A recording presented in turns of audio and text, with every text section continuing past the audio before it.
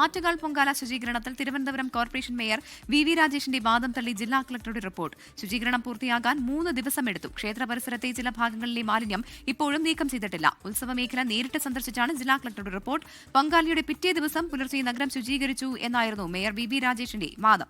മേഘന മുരളിയാണ് തിരുവനന്തപുരത്ത് നിന്ന് ചേരുന്നത്. മേഘന, കളക്ടറുടെ റിപ്പോർട്ടിന്റെ പൂർണ്ണ വിവരങ്ങൾ എങ്ങനെയാണ്?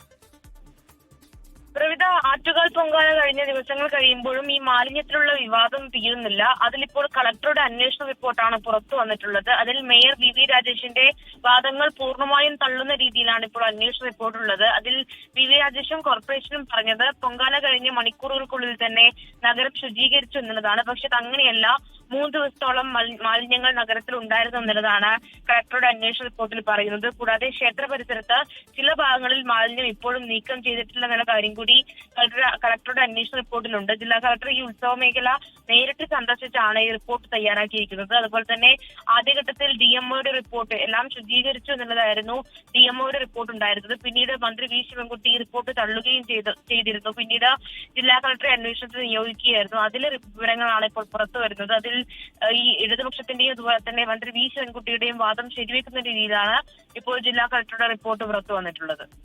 ശരി, മേഘന മുരളിയാണ് വിവരങ്ങൾ നൽകിയത്. ലോകത്തെവിടെയായാലും ഏത് സമയത്തും 24 വാർത്തകളും ഓഗ്മെന്റഡ് റിയാലിറ്റി പാക്കേജുകളും എക്സ്പ്ലെയിനറുകളും വിശദമായി കാണാൻ ഞങ്ങളുടെ യൂട്യൂബ് ചാനൽ നിങ്ങൾക്ക് സബ്സ്ക്രൈബ് ചെയ്യാം.